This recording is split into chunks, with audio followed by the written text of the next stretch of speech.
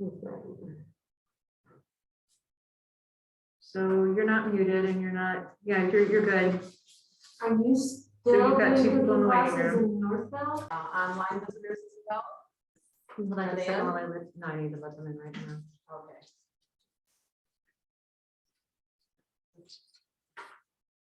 Okay. So, and anyway, welcome everybody and welcome to our online visitors as well. We've got Chef Mary Spencer here today, and she's going to teach us how about fall cooking in our Instapot.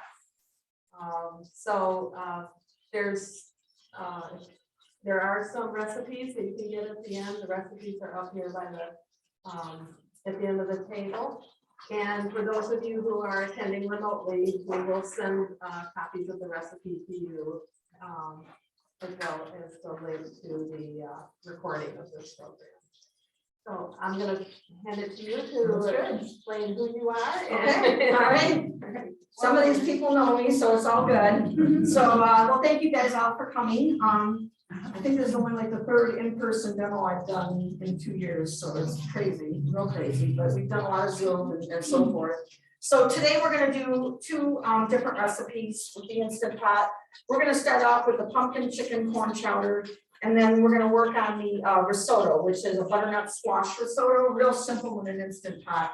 I don't know how many of you have ever made risotto on the stove, but it's constant stirring and it's like, 40 minutes and it takes a long time. This is so easy. So we'll get to that in just a second, but I have some butter melting. So I want to get this, the onions in here for the chowder. So we're going to start by sauteing the onions. So how many of you own an Instant Pot? And how many of you actually used it? Okay, well, we've got half and half, It's okay, that's okay. I hope to take the fear out of this for you guys, because it really isn't really that scary. Instant Pot does an awful lot of things, and but one of the, I think the feature that most people use on it is the pressure cooking feature. So you can use it as a rice cooker, you can use it as a slow cooker, although I haven't done that because I have a ton of slow cookers, but I haven't heard that I've heard that it doesn't do that good with it. So there's you can make yogurt, you can do all kinds of things, but typically it is just basically an electric pressure cooker is what it really is meant to be. And so what we're going to do, you can turn that off for just a second, Sammy, because we're not ready.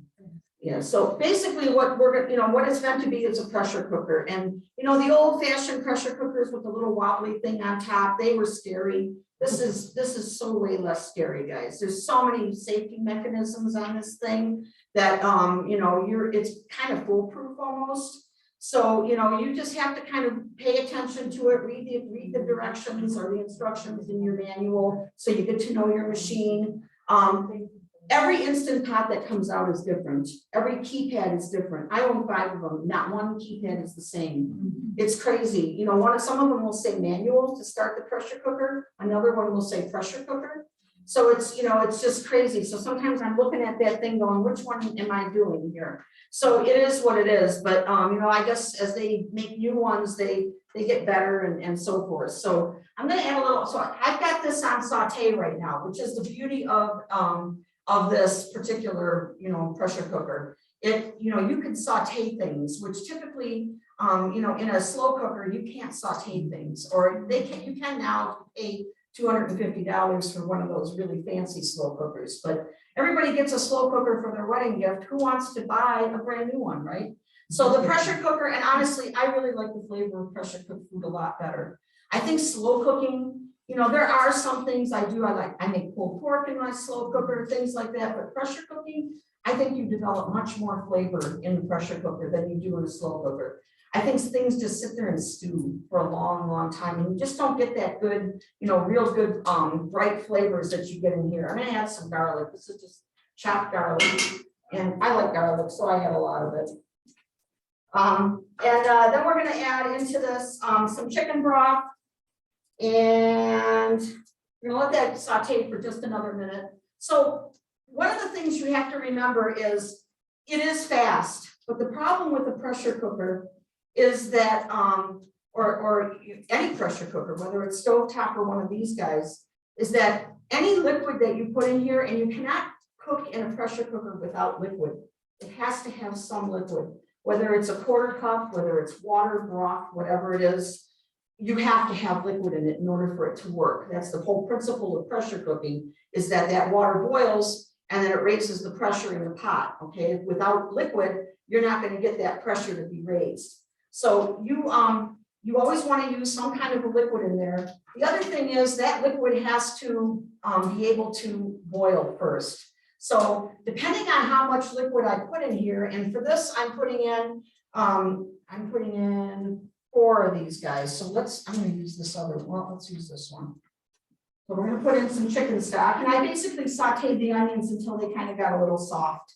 You know, I just kind of what they call sweating them down. So I just wanted them to get a little soft, and I'm gonna add some more broth.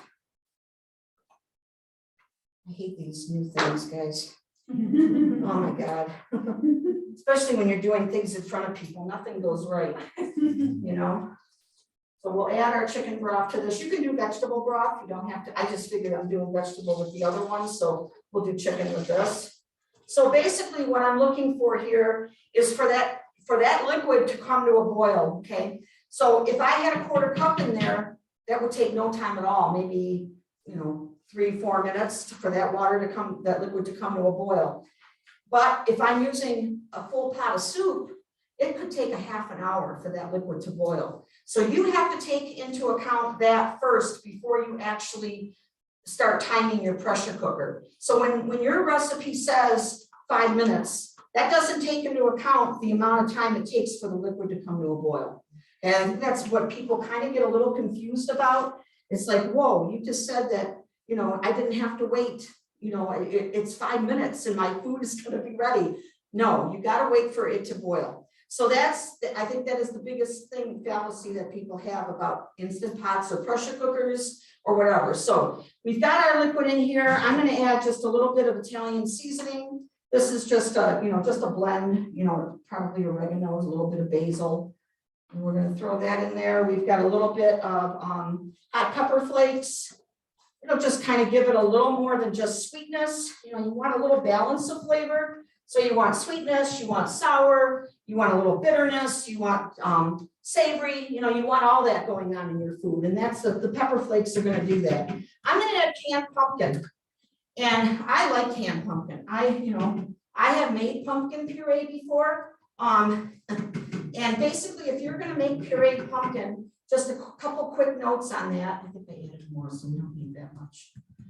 A few little notes on that. Don't use your Halloween pumpkin for pumpkin puree. And always buy the pumpkin puree in a can, but then it's not pie filling.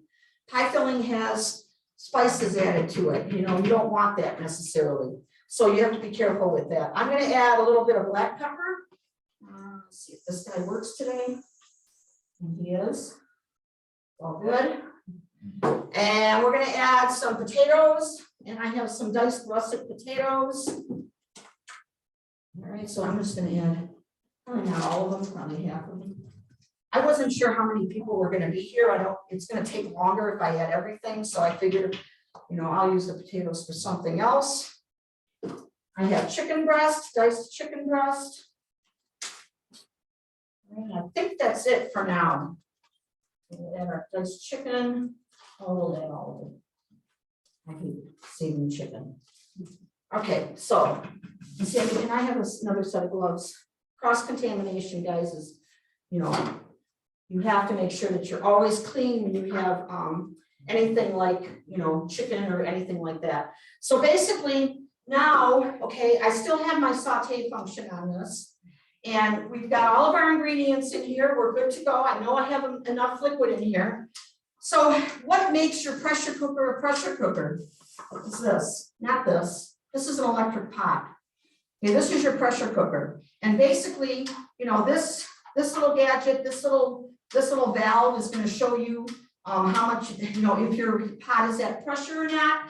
I always, before I put the lid on, I always make sure that I can move it.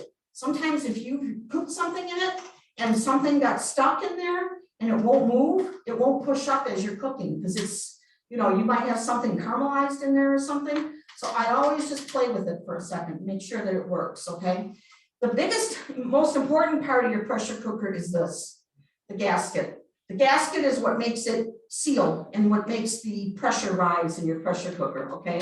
So basically what I do, and I love the Instant Pot for the reason that it goes on pretty easily, and I'll tell you a story about that later. But basically, I have that kind of off center, okay? And I'm just gonna give it a quarter twist and we're good to go, okay? Make sure your valve is on sealing, not venting. Venting is when you want the steam to escape. Sealing is when you want to contain the steam, okay? You don't want it to escape. So anytime that you change functions on your pressure cooker, you always want to make sure that you cancel the previous function. So I have it on saute.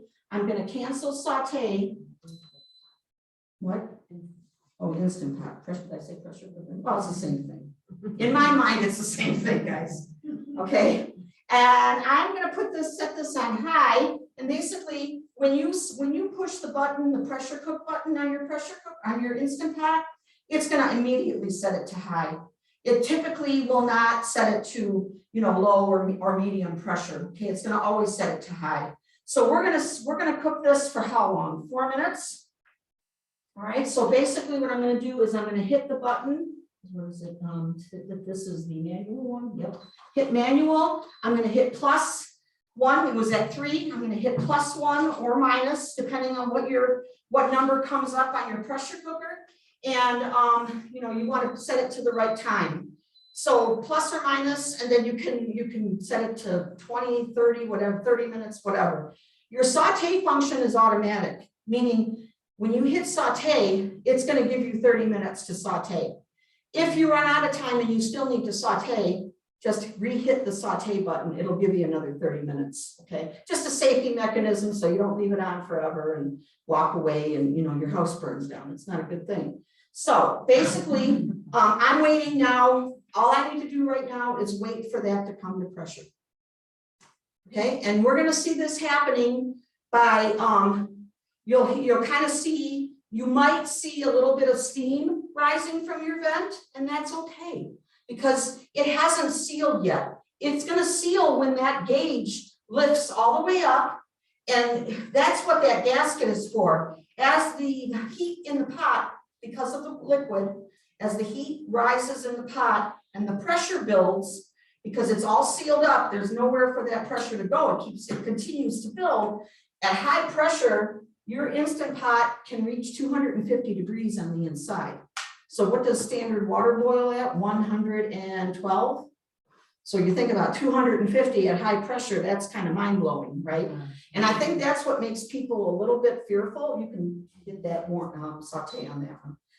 It's what makes people a little fearful and like, oh my gosh, if this thing is going to blow. But this has so many safety features. It's got the lock on it. It's got the valve on it. It's got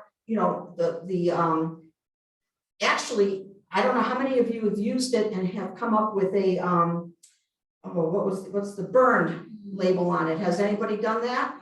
Do you know what to do when that happens?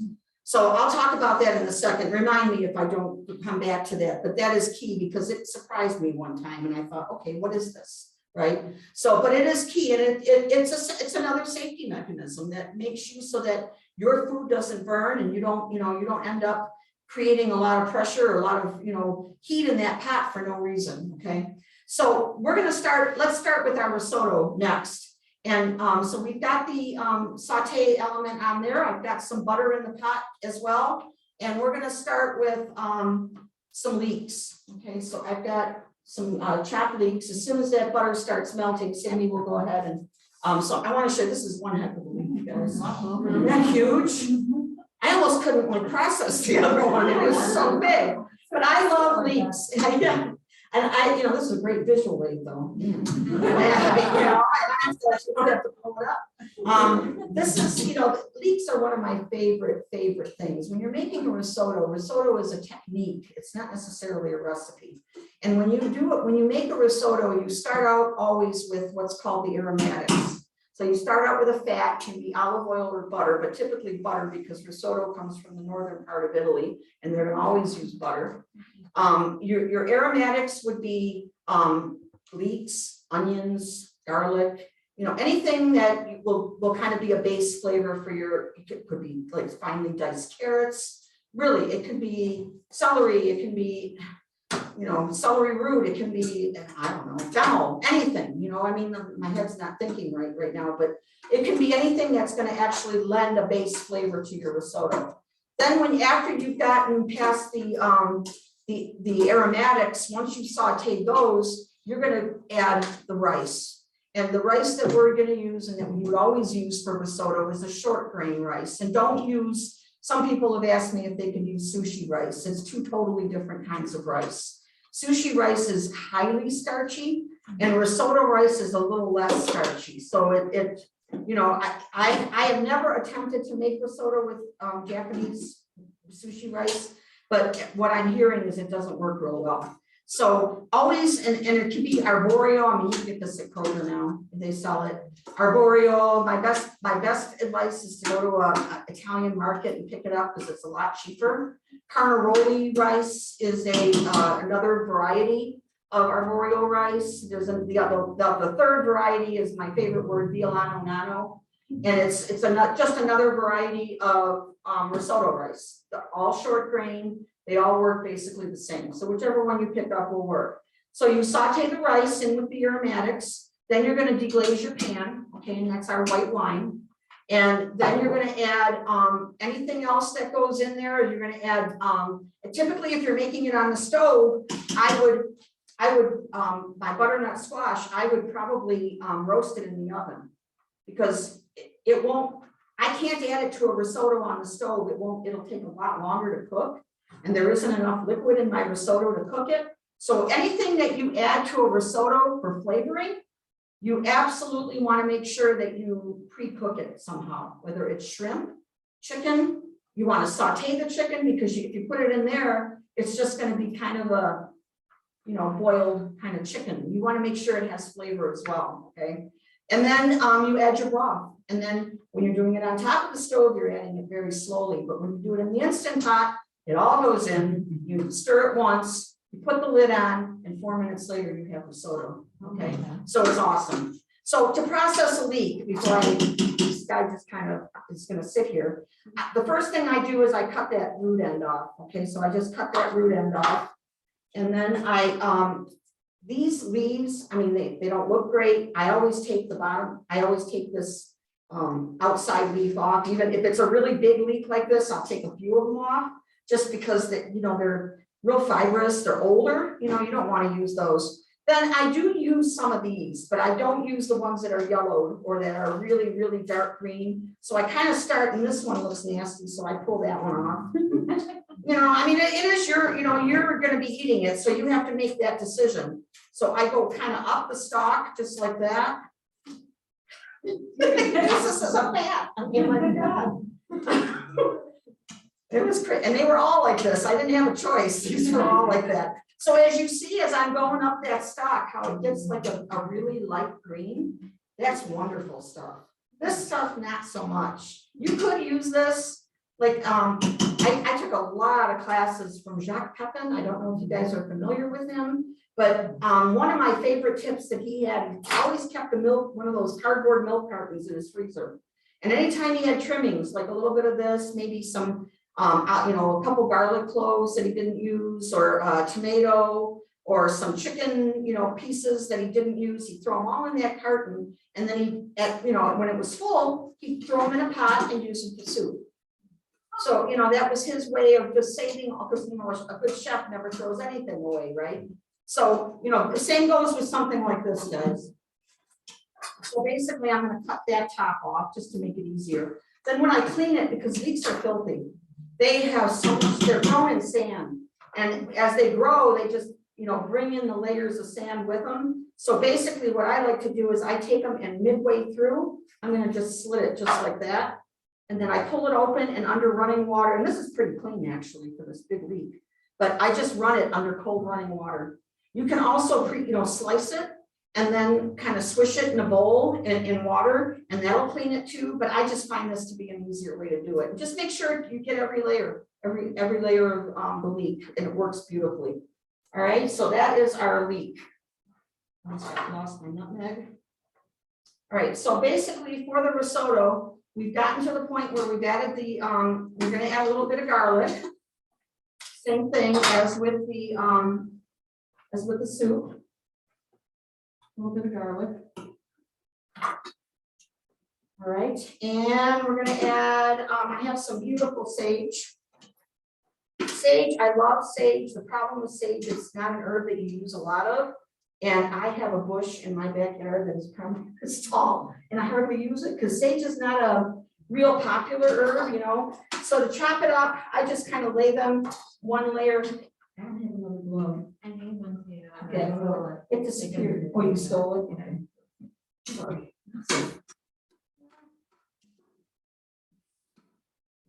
So basically, I pile my herbs one leaf on top of the other, just like this, and then I do this chop. So, you know, kind of real easy to kind of chop them. Basil the same way. I don't use the little stems. I don't want those. All right, so my sage is going to go in. And that's another aromatic. And then we're going to add our rice, and we're going to add our boreal rice to this, because I kind of want it to start to kind of like be coated with the oil or the butter, whatever it is you put in there before. Okay, that's kind of what I'm looking for. So we're going to add our rice. All right. And then I'm going to add, so as soon as she sautés that for a second, we're just going to do, every time I put wine in a container to bring with me somewhere, it always spills. So I just brought the bottle, whatever. I just figured, you know, it's just as easy. So I'm going to add my, and you can hear how that sizzle got a little bit louder. That's, you know, I want to make sure that it was real hot, because what will happen is that if you have any brown bits on the bottom of your pan, that wine will deglaze it. That wine will pick it up and make it part of your risotto, okay? So I want to make sure that I've got steam coming out, which is fine, absolutely fine, okay? You got a lot of liquid in there, and that will stop in just a little bit. So now I want to make sure that I almost completely evaporate that wine. I don't want the alcohol flavor of the wine, I just want the wine flavor, okay? So we've got that going on, and then I've got my stock, and I'm gonna do about 2 cups, 2.5, I'll do 2.5, I think I added more risotto rice.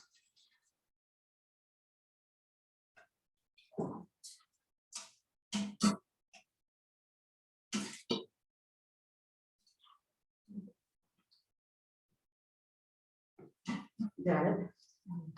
All right, by the way, this is my daughter, Sammy. She's the only one who put up with me, so it's all good. Okay, and then I'm not gonna add anything else to this until it's ready, okay? So I don't add salt and pepper because as it reduces and the wine goes and the stock kind of reduces, you know, I don't want that to get saltier. So I'm gonna do that at the very end when I taste. All right, so kind of a, now this one is different. This lid is different, guys. This lid is, oh no, this is the same. What am I thinking? I have one that you actually push. Oh no, this is it. This is it. Okay, what am I looking at?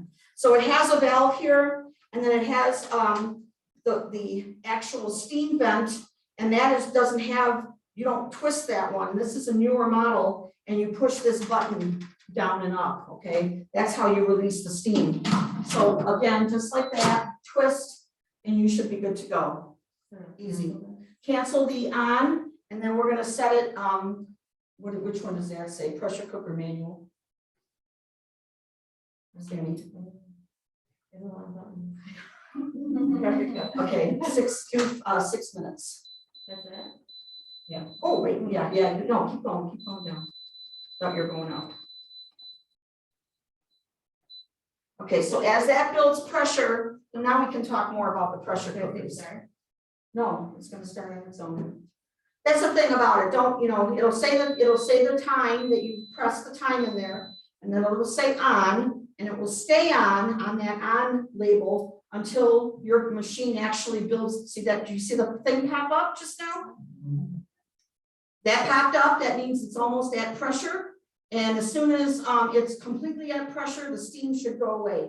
And if it doesn't, I'll show you what to do. But we were talking about the gasket on the machine. So the biggest thing that if you are missing the gasket, or if that gasket gets torn, or it gets I don't know, what do I want to say? If it gets torn, or if it gets like, you know, sometimes it dries out because it's basically silicone. There it goes, it stopped.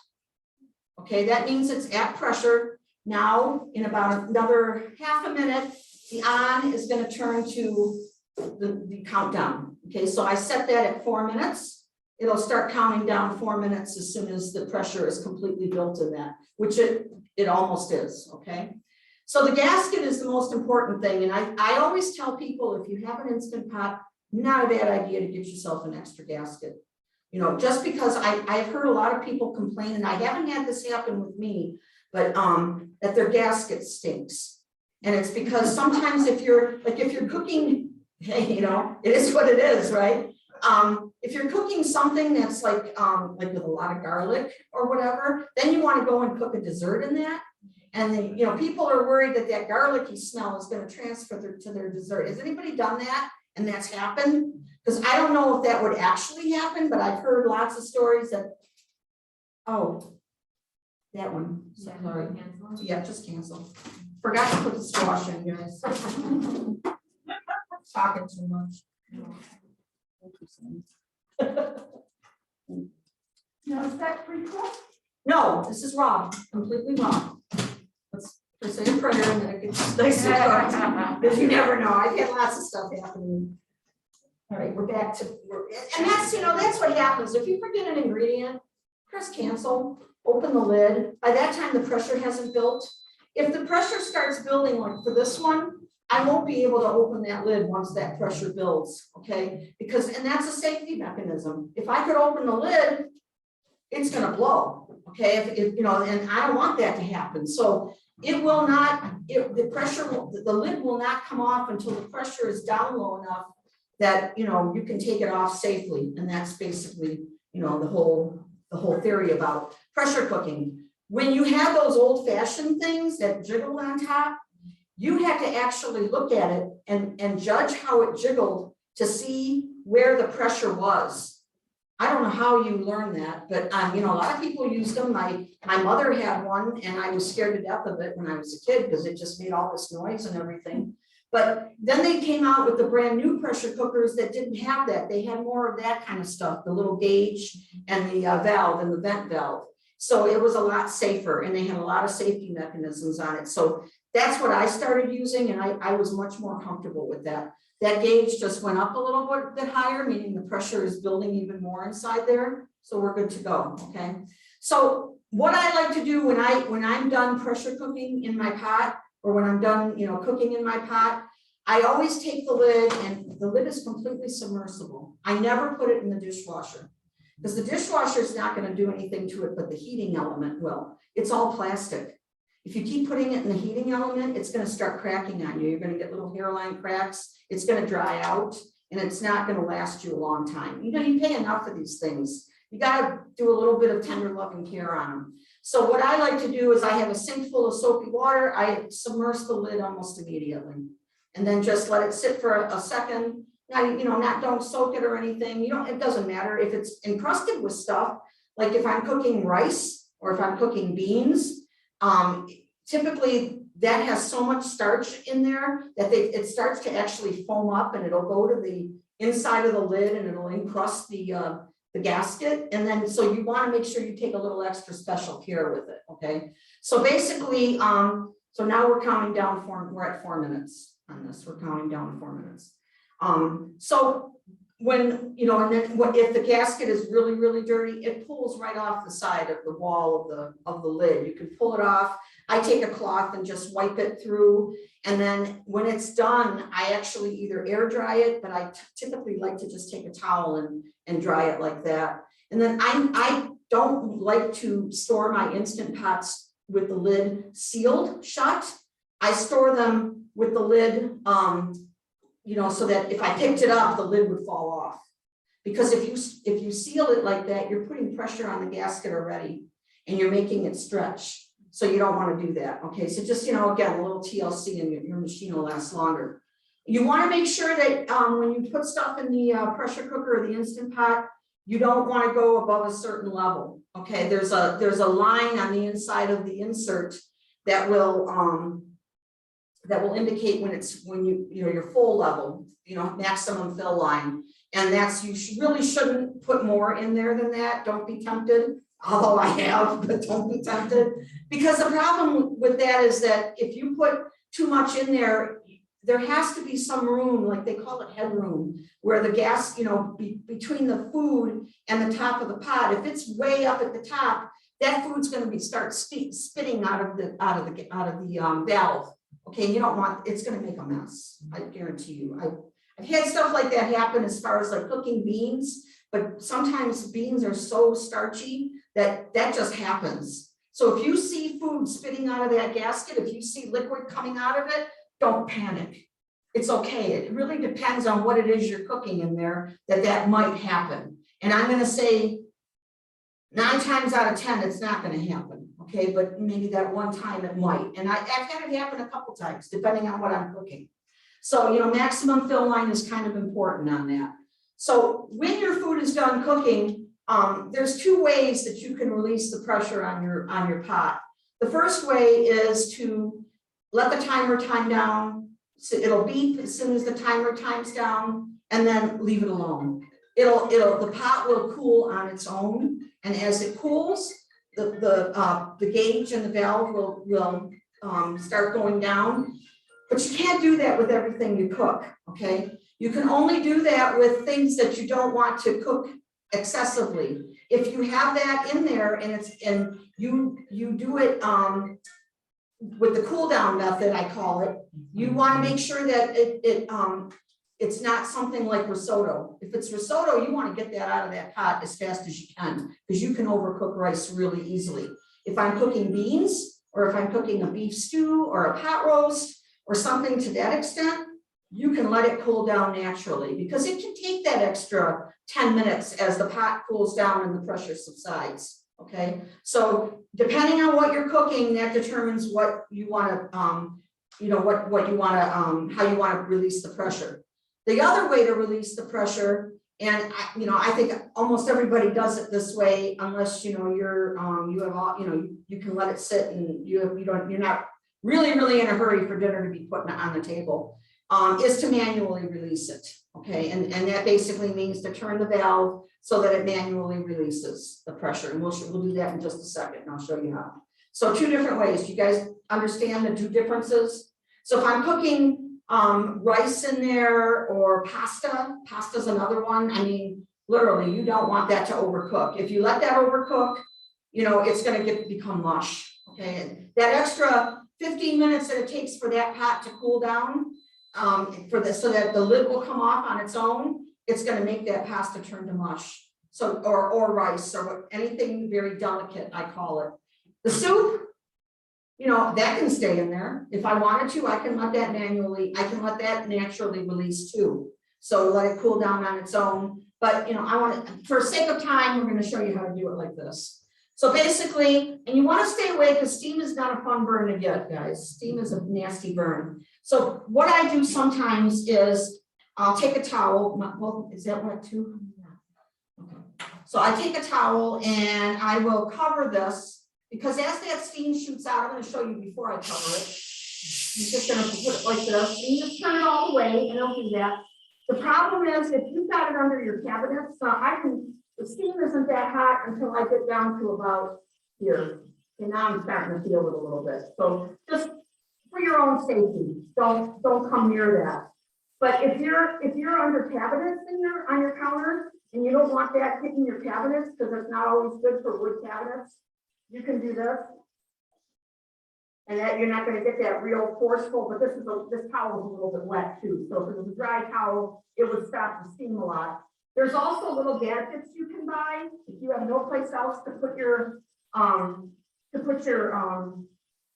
Instant Pot as you're cooking it. If it's under something that you don't want the steam to get on, and I couldn't find it before I came. but he's a little guy that's made out of plastic, that's you cover the valve with him. It's like hard plastic, and you cover the valve with him. He's got holes that come out of his ears, and the steam shoots out his ears, so it shoots out the side. I think they've got a dragon where it shoots out his mouth. So it looks like a fire-breathing dragon. They're cute, you know. But honestly, if you don't care and you put a towel over it, sometimes I put 2 towels, you know, just to keep that steam from hitting whatever I don't want it to hit. Okay. So again, I can't budge this lid at this point. I can't budge it. It will not move because the steam is, I mean, there's still a lot of pressure in there. It takes a while for that pressure to go away. All right. So until that pressure completely goes away, I will not be able to take that lid off. All right. Okay, any questions? I know I'm talking. You guys, am I making sense? Okay, cool. All right.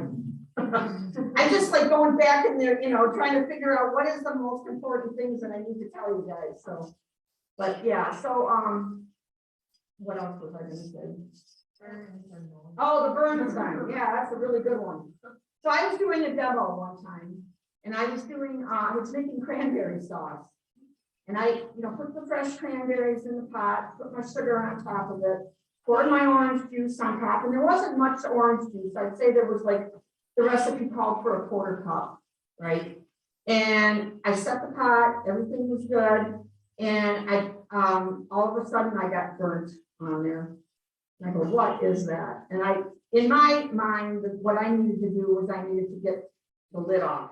So I let whatever pressure was in there, and I don't think much pressure had built. I just, you know, waited a second and I got the lid off and I stirred it. The problem was, anytime you put anything solid on the bottom of your pot, whether it's pasta or cranberries, because they're pretty dense, pretty solid, you have to make sure that you let that liquid flow to the bottom. There was no liquid on the bottom of the pot, so the pot registered it as being dry and the pot registered it as being burnt.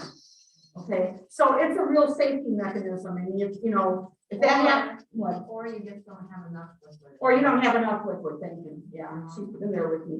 Yeah, so you know, you might not have, you know, you might have put a little more something in there, rice or something, and there wasn't enough liquid, you know, so just make sure that you always add what your recipe says, and then you should be good to go. The recipe was calibrated so that, you know, the amount of rice and the amount of liquid prevents that kind of stuff. So, and it helps that food to cook in that amount of time. So, the other thing is, you know, your Instant Pot has, as soon as it hits 0 on your counter, it will climb back, the numbers will start climbing again. And what that is, it's now on a warming cycle.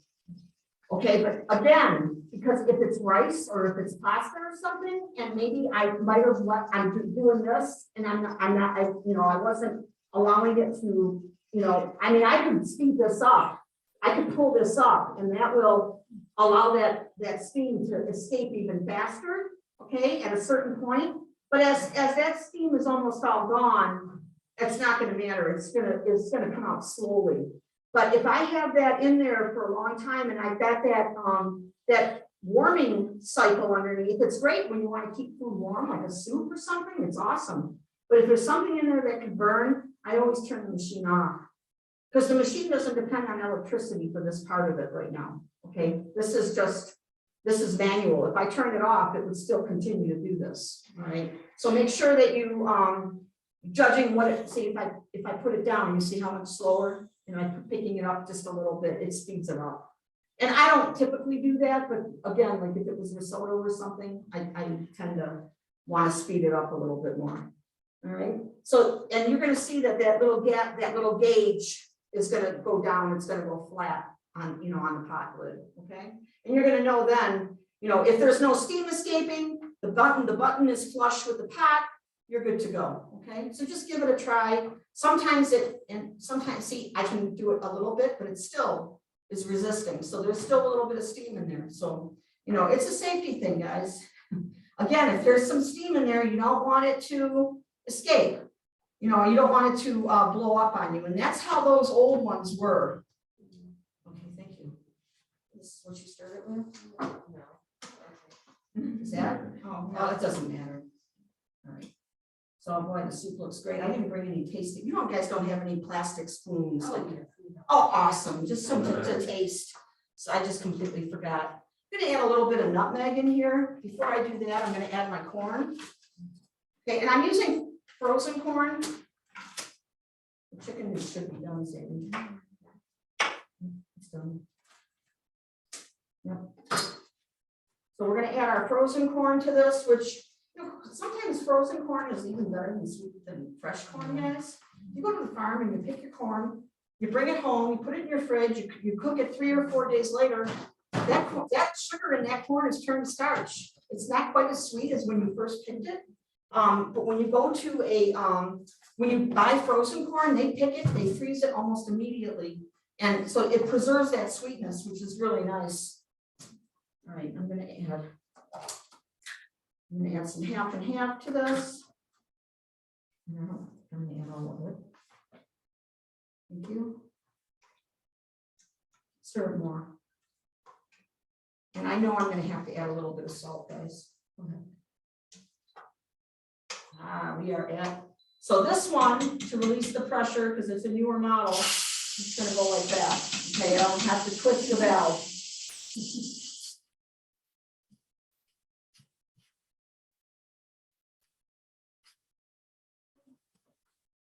I'm not seasoning one bowl of soup, I'm seasoning an awful big pot. Sometimes when I do classes and I have a pot of soup that's like this big, you know, and I start putting that salt in, oh my God, I think people freak out. It's like, oh my God. But you keep tasting. You put a little in, you let it dissolve, and you taste it. That's how you know your food is well seasoned. You never put in, and my recipes typically never ever say a teaspoon of salt or half of it. It always says salt to taste. Because can I have another spoon, please? Because you know, you don't know. I mean, you know, your salt tolerance might be higher than other people's, and your ingredients may have been salty to begin with. So, you know, that is good. And I mean, come on, for a 5-minute soup, or you know, let's say 15 minutes, because it took that much time. A little bit of fresh nutmeg. Yes. So we're gonna, because of COVID and all this, we're gonna give you guys to-go containers. We're gonna give you everything in a to-go container that you can sample it at home, okay? That's how we've been doing it in all the other libraries, so we decided we better continue with that here. All right, so that's good to go. You wanna move it over there so I can finish this? Stir it one more time too. Got to add a little more pepper. Thank you. You can actually unplug it. Now, what happens if your food is not cooked when you take the lid off? Say I took the lid off of this. Does anybody care if I put the same thing back in the? No. I keep forgetting which one I use. Let's see, perfectly cooked. Oh my God. So the butternut squash. Let's take a sample here. I mean, come on, it's 4 minutes. Give me, you know, that's amazing. I mean, the rice is, I think it's really Possible just to tilt the pot this way so we can see inside just a little bit. Yeah, absolutely. Can you guys see that? Yeah, okay. I didn't know if it was gonna be mushy or still. No, this is, I mean, there's a little bit of liquid, but to be honest with you, I'm gonna add some salt. Just, can you taste it and tell me if it's,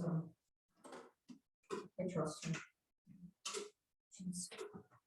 She's been working with me since she was 14.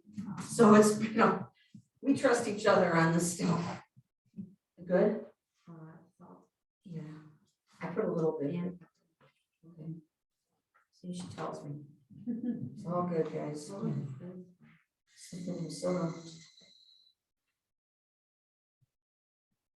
All right. And a little bit of spinach, fresh spinach. So, you know, one of the terrible things about making risotto is that typically, you know, after you cook it, you really got to eat it right away. You can't let it sit because rice and pasta are two of the same kind of beasts. They absorb whatever liquid you give them, and they're gonna keep absorbing that liquid. And so this, I mean, literally, this is absolutely perfect right now. So if I were you, what I would do, if you're gonna make this for company, you know, have all your ingredients prepped like I did, have the onions sauteed or the leeks sauteed, have everything done, even the rice, have the rice sauteed. When your company comes, literally, you know, before 5 minutes before you're gonna serve them dinner, put all the rest of the ingredients in there, push the button, 5 minutes later you have risotto. You know, and that makes a big And difference. will I just say too, that the little bit of liquid she was talking about. It's gone before now. is gone now. Yeah. So it works out. Parmesan cheese always at the end. You know, risottos are always finished with a little bit of parm. So, real easy, real simple, guys. And you know, it's just, again, it's a technique. You can pretty much vary ingredients. How's that taste? More salt. You know, and think too, I added parm just now, so she tasted it after I added the parm, but you know, if you taste it after you add the Parmesan because it's salty. So think about, you know, adding saltiness in that regard. Don't add it right away. That's why I hesitate to like season that before I put the lid on it. Because if I did that and then I add the Parmesan later, it could get really salty. So I like salt, but not that much. You know, oh, and I'm gonna put just a touch of nutmeg in here. Because it tastes good, yeah. Really good. Okay, so risotto is done. You're gonna get it home and it probably will have been a little congealed and not quite as creamy, but you guys, you know, so I'll see what it looks like now and you'll kind of know what to expect when you guys make it, okay? All right, so I wanted to talk to you for 1 minute about a butternut squash because my favorite squashes of all the fall squashes. I really love this. Yeah. This is just so versatile. You know, you can do so many things, but one of the things I love, and somebody told me this many years ago, and it made so much sense. Typically, when people buy a butternut squash, they're looking for one with a big bulb. Look for one with a big stem, because the bulb is where the seeds are. You know, it's hollow on the inside. If you got a big bulb and a really short stem, you're not gonna get much meat. If you're gonna make a big stem and a real small bulb, you get much more yield out of the butternut squash. Okay, so just a little aside about butternut. But I went to the farm market and I bought 2 boxes of these because they're so cheap right now. And what I do is I put them on my patio and I cover them in hay and newspaper and, you know, cover them so no animal can get in them or whatever. I keep them until January or February. They stay really well. In a covered box, yeah, something that you cover. I actually bought a plastic utility box and I put, you know, hay and the newspaper. Works beautifully. You know, in the middle of winter, they're gonna be by the pound. Right now, you get half a bushel of them for $5, which is so much, you know, cheaper.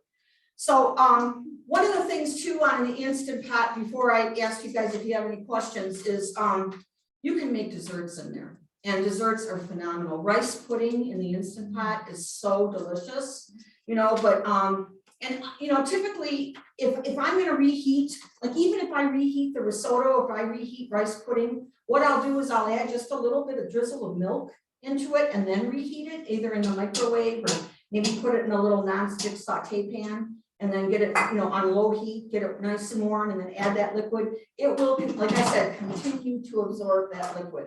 So just, you know, easy, kind of easy to reheat. Risotto, not so much, but you know, still it works okay. But you can do cakes in here. You can do all kinds of things. If you're steaming, you can do a steamer basket. So I wanted to show you guys a couple options as far as that's concerned. So, you know, it comes with a trivet, you know, on the bottom. So it raises your food product or your bowl a little bit. So you could use one of those, like a small aluminum bowl, you know, that I have on the corner, just whatever's heat proof.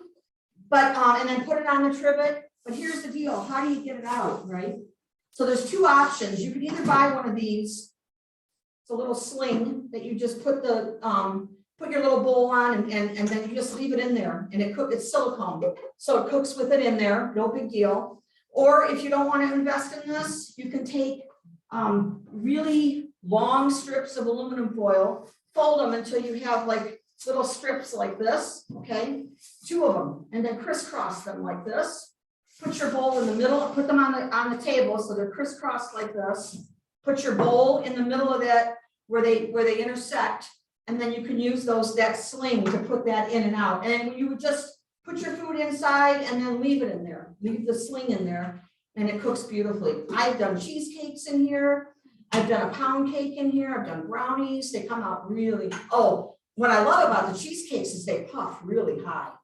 They get like almost like they souffle, which is, means that they push up. Oh my God, they're delicious, real creamy, and because you're cooking with a little bit of liquid. So and you always, again, you have to put liquid in there. So this is a little steamer basket. Everybody does hard-boiled eggs in their Instant Pot. You can get a dozen eggs in here, real easy. Or you could do it in a bowl as well, but you got to put it in something or on the trivet. And I find it's easier to put it in something than to try to get those hot eggs out of the Instant Pot, right? You burn your fingers. So this is another little gadget. There's not many of them, but some of them, if you're using it quite a bit for some of those things, it's worth investing in. So I thought I'd just show you guys those things. So, but yeah, so we haven't been letting people sample a lot, and we're doing it like this. So it's with baby steps, guys. It's baby steps. What? What? Oh, okay. Here. Any questions? Did I not touch on something? Is there something that you guys, some problem that you guys have had? Recipes for pressure cookers. If you go online and you find pressure cooking recipes, very easily translatable to Instant Pot. So instead of saying set your pressure cooker to 6 minutes, you set your Instant Pot to 6 minutes. It's the same thing. Okay, lots of different websites that do 365. Oh my goodness, I think it's 365 days of baking. It'll come right up when you look up pressure cooking recipes. It's a great website. HIP pressure cooking, HIP, will give you a chart as to some of your recipes that you have at home. Like if you're doing a beef stew that you love to do, but it takes you 3.5 to 4 hours in your oven normally, it will translate it into pressure cooking time. But see, that is all relevant, okay? The timing is relevant. So say, and I think I was going to tell you this, but my mind wandered. If you open that lid and if you're doing a pot roast and you open that lid and the pot roast is still hard, what do? You put it back. You just take your lid, you put it back on, set it for another. I always make, for a pot roast, I do 20 minutes more. If I started off with an hour and I'm going to put it back in, I do another 20 minutes. Depends on what you started with. Because pieces of meat, weigh different amounts, and whatever recipe that was built for could be just a different kind of meat, different cut of meat or whatever. And so that's pretty easy to do. And basically it's going to take less time the second time to come to pressure because the liquid's already boiling. So you don't have to let it come to a boil. Okay, it's not cold going to hot. The other thing is you could do layers of things. So if I did a pot roast and I wanted to put potatoes and carrots and that, wouldn't put it all in together because they take different times to cook. I'd start with the pot roast, wait till maybe when that actually is supposed to be done, because a pot roast can take longer. When that's supposed to be done, I release the pressure, take the lid off, test the pot roast. If the pot roast is completely done, or if it needs like another 10-15 minutes, I put all my vegetables in at that point. Everything, put it right on top, and it comes out beautifully. The potatoes come out luscious, and the nice thing is they have all those juices that kind of sucks into the potatoes. Oh my God, I'm getting hungry. It's just pot roasts are so good. They take so long, you know what I mean? So it's a really easy thing to cook in this. But again, it's gonna, in the oven, a pot roast will take 3 hours. In the Instant Pot, maybe 1.5 hours at the most. Okay, so you are looking at a lot less time.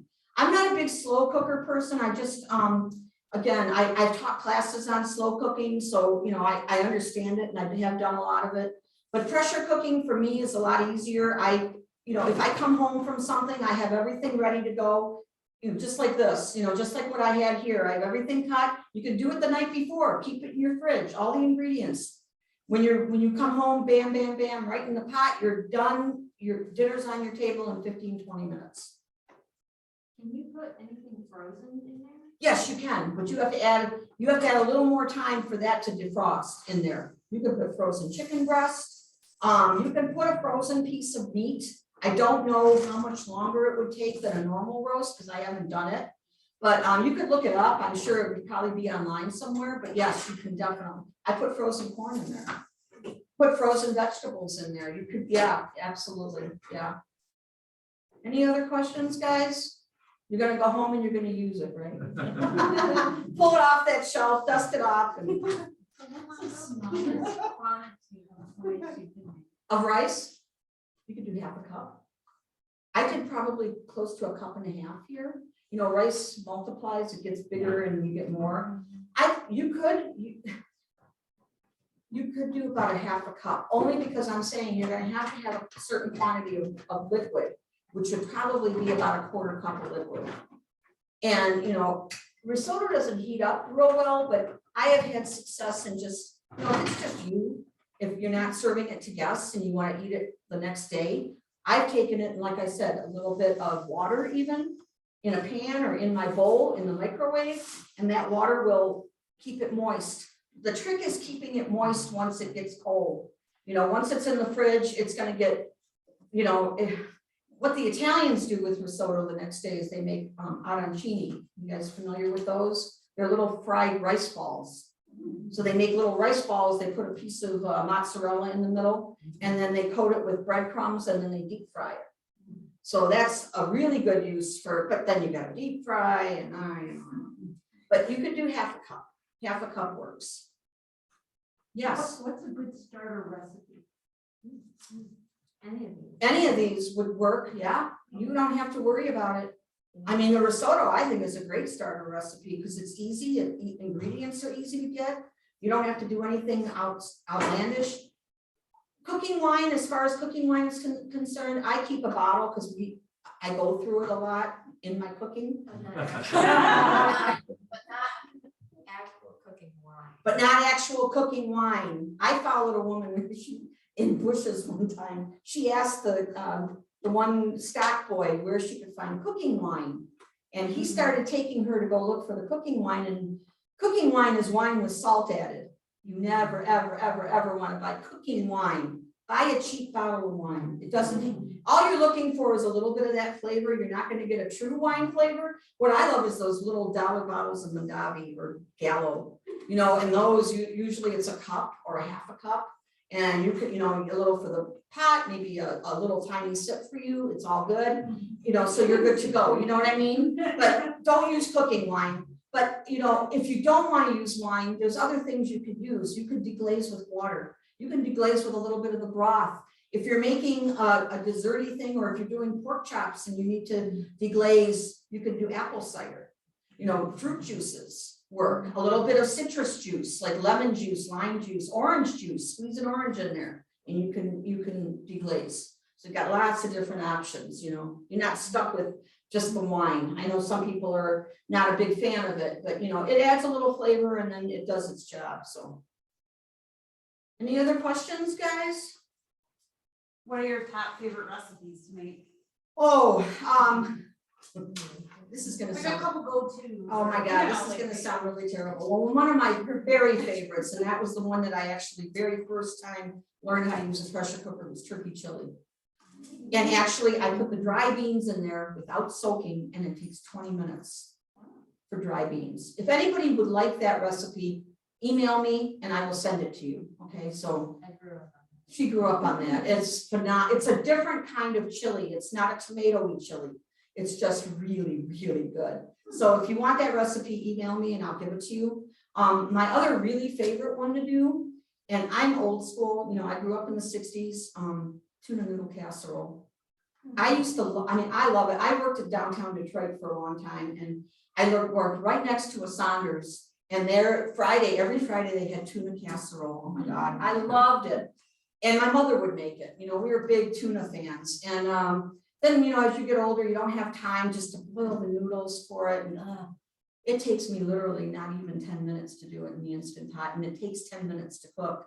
Then when I finish it, I pop it into some kind of a container, like even one of those disposable aluminum pans, put a little bit of breadcrumbs, cheese on top, and pop it in my oven for 5 minutes to get it nice and crispy. It is the best tuna casserole you have ever had, literally. Mac and cheese in that. So good. You don't even use a roux, you use evaporated milk.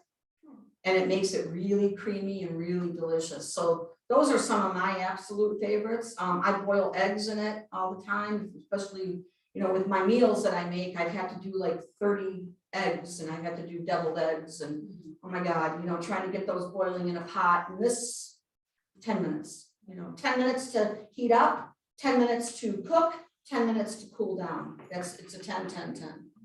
And no cracking? No, I have not had an issue with the cracking, and I have not had an issue with peeling the eggs as well. So yeah, really easy to peel. The trick on peeling your eggs, make sure you use your older eggs first that you're gonna boil. Don't use brand new fresh eggs. They're like, we are when we're kids. The skin is nice and tight, everything is flush up against the shell. As we get older, everything, shrinks, it gets flabby. So, if you're trying to peel a new egg, it's really hard. If you try to peel an older egg, you get that little space in between the shell and the egg, and it works out great.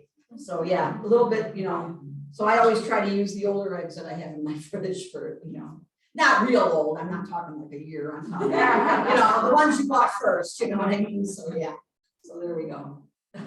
Everybody good? Any other questions? What is your email for that? Oh, it's a cookbookie, COOKBOOKIE 8, the number 8 at yahoo.com. And just, shoot me an email, tell me you want the turkey chili. It's right on my computer. I'll just, send it as an attachment. Real You should easy. just send it to you. I was gonna say, we're gonna send out a link tomorrow, so that anybody who wants to watch the replay. can Oh, watch cool. it, because we did record it. so. That works. And I can send that email too. That works. I'll just send it to you. Or to, I think Kathy was the one, or somebody that I originally. Okay, you. So yeah, then I'll just send it to you tonight and we're good. I got sick of doing that recipe because that's the one that I always did as a demo. And then I gotta just, switch it up a little bit. So we've been doing some risotto is one of those things that takes forever, and people are afraid of doing it. So in there, it just works so easy. So yeah. Yeah, so instead of bombarding her with emails, I don't mind. People do that all the time anyway. Well, either way, I'll send it out with the link and we'll put a link to the survey in there. But we really appreciate you filling out the survey. Our marketing person loves that when we can do that. So. Yeah, and guys, if you have troubles with your Instant Pot, if you have something comes up and you don't know what the heck is going on, email me, ask me. I use my email all the time for work, so it's, and I love to try to solve problems. So it's, dilemmas, it's all fun. It's kind of like a puzzle, so it's all good. So thank you guys so much for coming. I'm so glad you came out.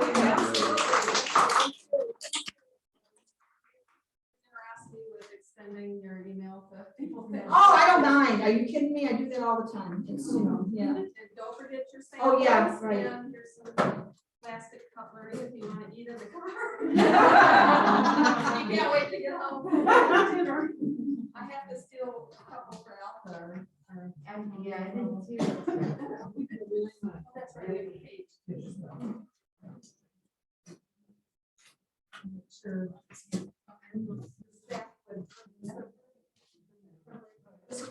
The yellow and I'll leave it here in case we want.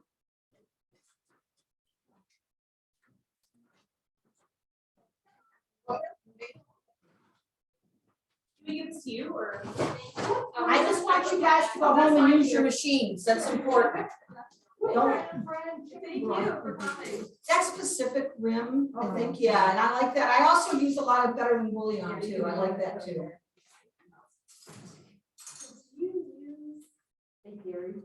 Absolutely. Or you could use oil.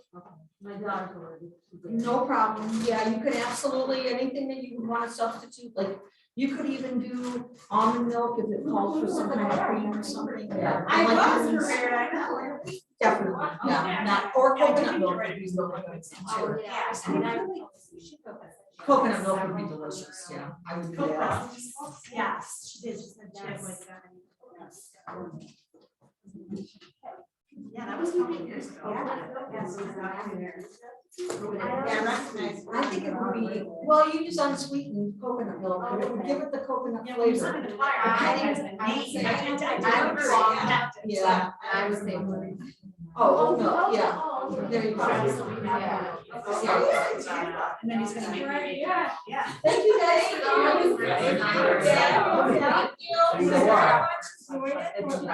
Thank you, I hope so too, yeah. No, we'll see how things go, you know, I'm doing them all different kinds of libraries, I'm doing some next month in Dearborn Heights, and some in person, some still Zoom, so, you know, yeah, I do. I just have a small bag of trash. Do you want me to just toss it in the garbage outside? What's In the that? kitchen? Yeah, the kitchen trash, I think it's the best Best option option. to go out tonight. I get that, yeah. You have tumbles of Cooking Northville. classes and. Well, I still have all my equipment is at my place in Plymouth now. I left the Northville one, because he redid his kitchen. So he made a bigger showroom, and so we've actually been a couple other places since then. I move around. It's we were at the Village Workshop in Northville. I don't know if you guys. They did, yes, they did. They mismanagement, it was nasty. So I got out of there, and then we moved one more time, and then now I just moved into this new place, and then the pandemic hit. So my equipment is still there, but I haven't done anything yet, so we'll see. I don't know how things will go, you know, I don't know. I'm doing the meals, and that's good for me now, right now. But if you see it online, you see what my meals are all about, and you know, I have those all listed and stuff, so. Do you ever do like private, like Yeah, classes? yeah. Oh, okay. Yeah, once in a while, you know, depending on who wants it, or, you know, how many people, yeah, absolutely. Thank you, guys. Thank you. Drive home carefully. Good, I'm glad you enjoyed it. We love our library, we love all the programs, they're fantastic. You see, I picked up my other. Yeah, you were just at Tollgate and I missed it somehow. Oh, yeah, I did, that was actually the very first in-person demo I've done, so. Did you do the same recipe? No, it was, I don't remember what it was a tomato one, I think. We did something on tomatoes, yeah, it was a good one, though. Yeah, I'm sure I'll be back there sometime. Yeah, they always they want you back. Yeah, it's all good, you know, it's all good. Oh, this is great. Oh, I'm not bad for music.